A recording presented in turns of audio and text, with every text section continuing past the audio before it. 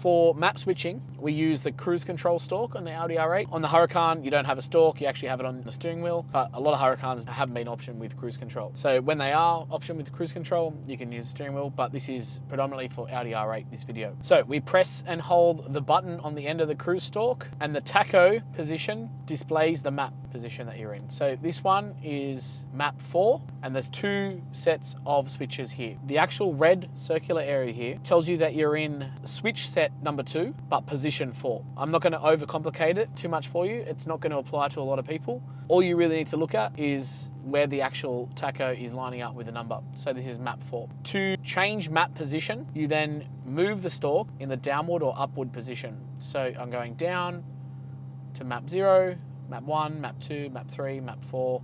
And in this stage 1 plus car, we don't go beyond map 4. Map 4 will give it maximum power. It times out after about 2-3 seconds from touching the stalk and goes back to reading engine speed. For displaying ethanol content, if you feel like you got a crappy batch of fuel and power's down or whatever it may be, whatever reason you want to check, you've gone from 98 and putting 85, you've got a race meet coming up. On the Audi R8, we press the exhaust button, and the tacho, whilst pressing the exhaust button, displays ethanol content. So here you can see that it's around 85%. I'll let go of the button, press the button again, 85%. That's it. It's as simple as that. So we've got a lot of people with Audi R8 that have forgotten how to map switch, forgotten how to check ethanol content, and it's just easier for make a video and can send this video off. It's also worth mentioning when racing this car, due to the TCM, the factory settings for launch control have to be in competition mode. So you press the competition mode. That puts the traction control system into sport, as you can see here. Launch control will now be enabled if you're in first gear. Brake hard press, wide open throttle, engine speed will be limited to around about 4,000 RPM. Once you get off the brake, it'll take off.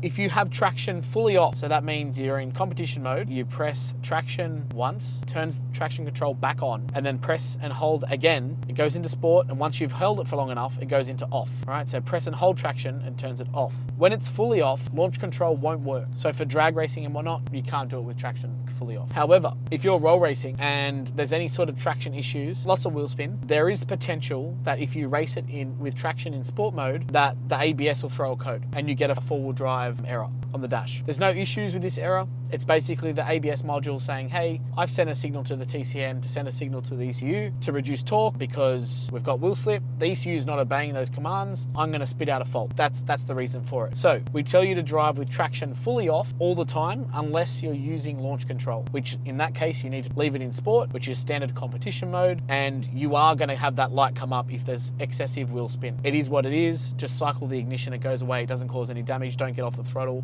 mid-run because of it. Just get used to it. Huracan, completely different. You can't use launch control unless traction's fully off. So there are some differences between the two models.